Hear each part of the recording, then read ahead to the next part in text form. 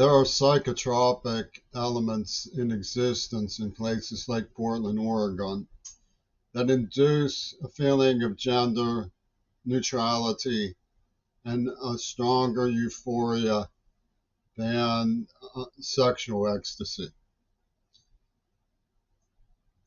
And John Lennon and Yoko Ono, of course, have a transformation of the man into the woman on one of their 45 labels. So the crucible of Two Virgins Pussy Bowl, which they clocked to AIDS, is accompanied by a myth that was alluded to by Brecker, who said, if I die, I'll pay my respects, take another bite of the apple, recorporate, and head back to the planet. See, the fetish catering at UW Dialectical to gender recognition, gender sensitivity, is part of a long-term plan, but its underpinnings are valid, which is to see the humanity in someone. African American philosophers would probably say they're castrating the Negro. I don't really know. I don't go into it very much. If a person wants to be identified as a woman or a man, it seems safer in the environment of UW Dialectical Ripper Hatter to honor them.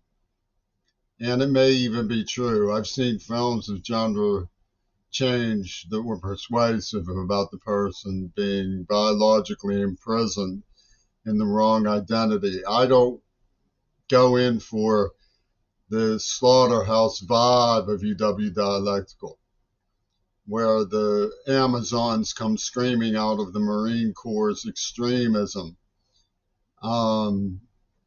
We are gender to be gender recognized. We are to be gender recognized, and then start stormtrooping in Iraq.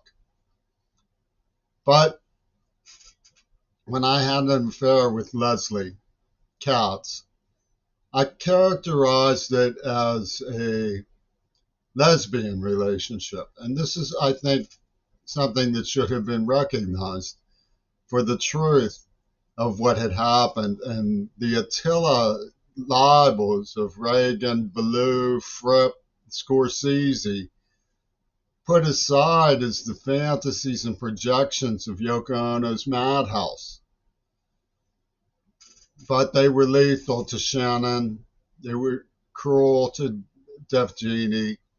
And they're very threatening in their Swami Nostra vibe. They stalk, they impinge, they're very sadistic. And they murder bystanders. Well, Leslie introduced me to Tammy Simon. T. Simon and Sonetta were wired into the German madhouse of feminism called Hypatia philosophy. And Tammy Simon had an aquiline nose. She seemed to transform herself into a woman like John Lennon. And of course, she trots off to be photographed with the Dalai Lama. Leslie's cheering section, people like Patricia Fripp and the women in the arts at Pitt around the old stud bull, Donald Gordon, were saying that if a woman puts herself in the position that Leslie did, she wants to be taken. And I said no. And that's what got me into trouble. The Pitt Law School wanted it announced, and in fact announced it would not have been defiant trespass. It would have been satisfying her desires. And I captured that this was happening as a whisper campaign in my appeal to Peter Gabriel, who's a rabid animal.